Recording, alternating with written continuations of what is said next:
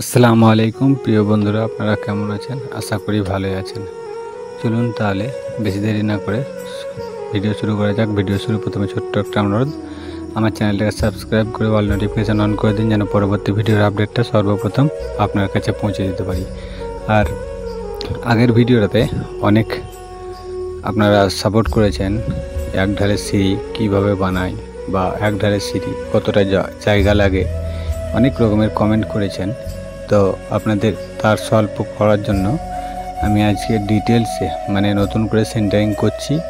আর একটা সিঁড়িতে সেম সিঁড়ি একদম কতটা জায়গা, কতটা চওড়া, কতটা লম্বায় হাইটে আছে, আর কটা স্টেপ বেরোবে পার্ট বাই পার্ট বলে দিচ্ছি। আপনারা ধৈর্য সহকারে ভিডিওটা দেখবেন, বা আপনারা আপনাদের বন্ধু বান্ধব আত্মীয় স্বজন তাদের কাছে শেয়ার করে দেবেন, যেন তারা সঠিকভাবে বা সঠিক জিনিসটা বা সঠিক নিয়মটা বা সুন্দর করে বা তার যতটা টাকা খরচা করছে সেই সব টাকাগুলো যেন সঠিকভাবে কাজে লাগে, তার জন্য তাদের কাছে শেয়ার করে দেবেন। এবং আরও কথা হচ্ছে যে এই জায়গাটা আমার 14 ফুট লম্বায় আছে, এবং 14 ফুট লম্বায় জায়গাটা আছে, 2.5 ফুট চওড়া নিয়েছি আমরা সিঁড়ি, সিঙ্গেল সিঁড়ি ওঠার জন্য। আর 14 ফুট লম্বা জায়গাতে আমাদের সিঁড়িটা কিন্তু একটা স্টেড হচ্ছিল না এক ঢালে বলে আমরা এখানে 5খানা ধাপ নিয়েছি বা 5খানা স্টেপ নিয়েছি। এই সাইডে জায়গাটা আছে 5 ফুট মতন, 5 ফুট মতন বলতে 5 ফুট জায়গা আছে, 2.5 ফুটের একটা স্টেপ চাতাল বেরোবে আর 5টা ধাপ বেরোবে। আর হাইটটা আছে আমাদের 10 ফুট পাক্কা, 20 ফুট না 20টা স্টেপ বেরোবে, 6 ইঞ্চি বাই 10 ইঞ্চি করে।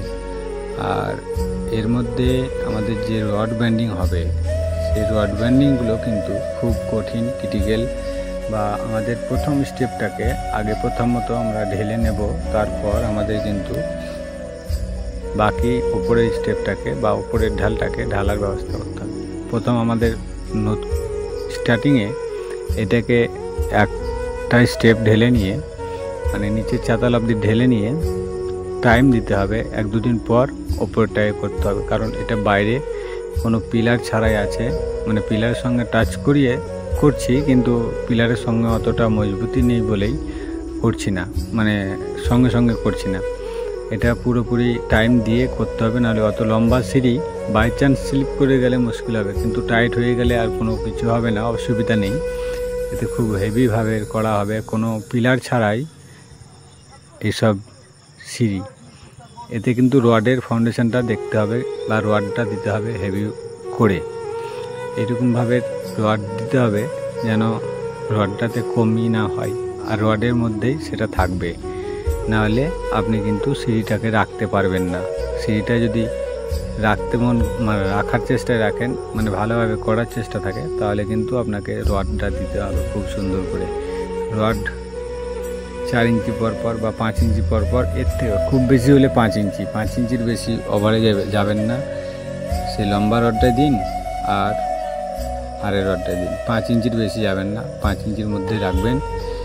আর আরেকটা জিনিস, যে সিঁড়িতে ক্র্যাঙ্ক তুলে দিতে হবে। কিন্তু অনেকেই আমরা করি কি, ক্র্যাঙ্ক তোলে কিন্তু মাঝের চাতালটাকে উঠিয়ে দেয় আর 2 সাইডেরটাকে নামিয়ে দেয়, কিন্তু এটা হয় না, এটা অ্যাকচুয়ালি না। এর নিয়ম হচ্ছে এই যে নিচের চাতালটা থেকে ওপরের যে লম্বাটা আছে সেই লম্বাটাতে কত ফুট লম্বা হচ্ছে সেই লম্বা অনুযায়ী 4 ভাগ করবেন। 4 ভাগের 1 ভাগ হবে আপনার নিচের, এইরকম নিচেরটা উঠবে। এই যে ক্র্যাঙ্ক তুলেছি আমি, এটা হচ্ছে ক্র্যাঙ্ক ওঠানো আছে, এই ক্র্যাঙ্ক থেকে ওই ক্র্যাঙ্ক অবধি ডবল থাকবে, আর ও মাথাতে গিয়ে এটা সিঙ্গেল থাকবে। 4 ভাগ করে লম্বায় 1 ভাগ ওপরে 1 ভাগ নিচে, আর বাকি 2 ভাগটা মাঝে থাকবে। সেই মাঝের চাতালটা বসে থাকবে, ক্র্যাঙ্কটা উপরে উঠবে আর নিচে উঠবে, কিন্তু নিচে হবে ডবল চালি, উপরেও ডবল চালি, মাঝেরটা সিঙ্গেল চালি হবে। এইরকমভাবে রড যদি বাঁধেন তাহলে পরে আর অসুবিধা হবে না, বা যতটা ডাউনের তলায় মানে বটমে রড থাকবে, টপের তোলার পর ক্র্যাঙ্ক তোলার পর, কিন্তু তারপরে ওপরের রডের সঙ্গে আপনাকে আবার ডবল একটা রড দিতে হবে, সেটা হচ্ছে টপের রড, এক্সট্রা টপের রড আপনাকে লাগাতে হবে। তাহলে কিন্তু এরকম সুন্দরভাবে সিঁড়িগুলো তৈরি করতে পারবেন বা খুব টেকনিক্যালি খুব সুন্দরভাবে ইজিভাবে করতে পারবেন। এবার আমাদের স্টেপ মারা হচ্ছে 10 ইঞ্চি বাই 6 ইঞ্চি। আপনারা দেখতে পাচ্ছেন যে কত সুন্দরভাবে আমাদের সিঁড়িটা তৈরি হচ্ছে, একদম খুব কম খরচের মধ্যে চিপ রেটে সিঁড়ি তৈরি।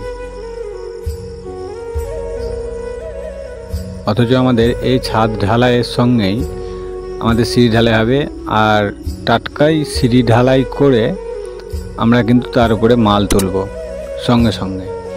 একদম খুব সুন্দরভাবে সিঁড়িটাকে তৈরি করতে হবে। আমরা তৈরি করেছি খুব হেভি করে, একদম গ্যারেন্টি সহকারে। এসব কাজ কোনো দিনও কিছু হবে না, গ্যারেন্টি। যতদিন সিমেন্টের অ্যাকশন থাকবে, দম থাকবে, ততদিন এতে কোনো দিনও কিছু হবে না। আমাদের সিঁড়ি ঢালাই করব, করে আমরা সঙ্গে সঙ্গে আবার আমরা তার উপর দিয়ে হেঁটে মাল তুলব।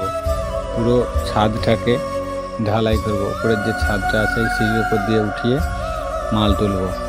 অথচ সঙ্গে সঙ্গে একদম প্রমাণ যে সিঁড়ি দিয়ে মাল তুলে ঢালাই করব। আর এরকম নিত্য নতুন ভিডিও পেতে আমার কাছে, বা এরকম নিত্য নতুন ভিডিও পাওয়ার জন্য আমার চ্যানেলটাকে সাবস্ক্রাইব করে অল নোটিফিকেশান অন করে দিন, যেন পরবর্তী ভিডিওর আপডেটটা সর্বপ্রথম আপনার কাছে পৌঁছে দিতে পারি। আমাদের সিঁড়ি ঢালাই করা স্টার্ট হয়ে গেছে, আমরা সিঁড়ি ঢালাই করতে শুরু করেছি। এবার এর ওপর দিয়ে উঠে আমাদের পুরো ছাদের মালটা তোলা হবে, ওঠানো হবে। দেখা হচ্ছে পরের ভিডিওতে। খুদা হাফেজ। পুরো ভিডিওটা দেখতে থাকুন, আর কয়েক সেকেন্ডের মধ্যে আমার ভিডিও শেষ। তার মধ্যে আপনারা যতটুকু শেখার বা যতটুকু দেখার আপনারা দেখে নিলেন। আসসালামু আলাইকুম। ভালো থাকবেন, সুস্থ থাকবেন।